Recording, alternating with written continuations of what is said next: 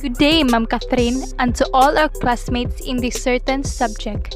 We are the Group 7 and we are excited to share with you all our topic for today's video. Our topic is all about modern East Asia.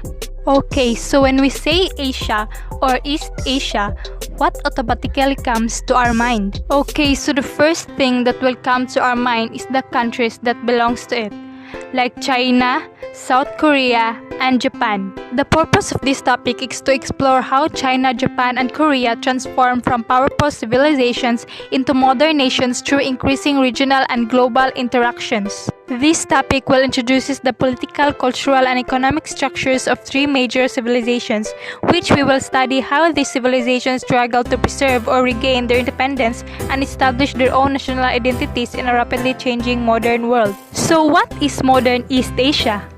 East Asia is the eastern region of Asia, which is defined in both geographical and ethno-cultural terms.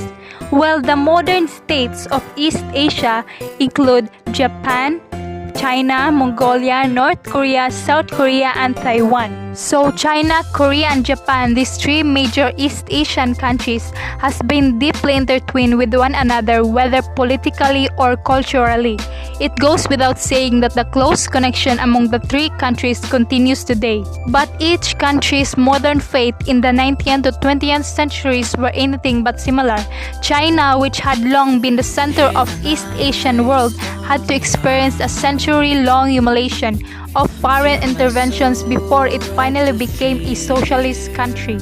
While on the other hand, Japan swiftly transformed itself from a loosely united feudal society into a modern industrial nation-state and eventually imperialistic superpower that colonized Korea and invaded China. And Korea's road to modernity was informed as well as thwarted by Japanese colonial rule. What are the contributions of East Asia? The contributions of East Asia are the Silk Roads, land and maritime, that allowed many of the ideas and technological inventions of East Asian civilization, like paper printing, gunpowder, and compass. China's two river systems have also greatly influenced its history and culture, namely Yangtze and Yellow rivers. The history of modern East Asia. The study of East Asian history as an area study is a part of the rise of East Asian study as an academic field in the Western world. The teaching and studying of East Asian history began in the West during the late 19th century. In the United States, Asian Americans around the time of the Vietnam War believed that most history courses were Eurocentric and advocated for an Asian-based curriculum. At the present time, East Asian history remains a major field within Asian studies. Over the last century and a half, East Asia has played a vital role in world history. In the 19th century, the Western imperial powers in Japan gradually replaced China's hegemony in East Asia.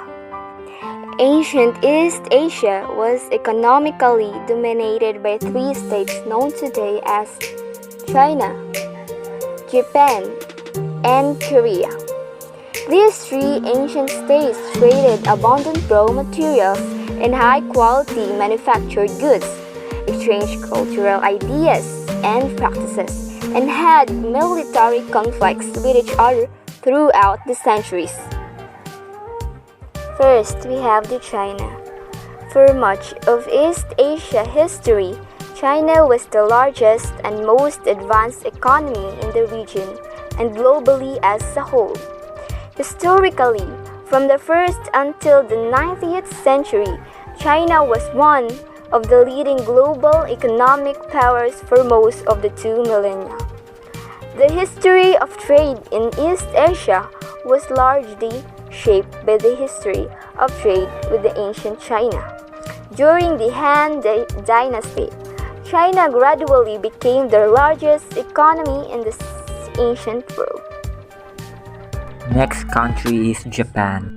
It is a highly developed country and a great power in global politics. Aside from that, Japan has the world's highest life expectancy, though it is experiencing a decline in population. Japan has made significant contributions to science and technology. These are robotics, automotive, and electronics industries.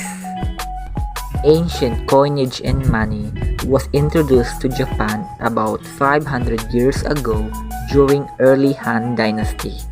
The Japanese did not mint coins from copper and silver until 708 AD, and paper money was introduced in 1661.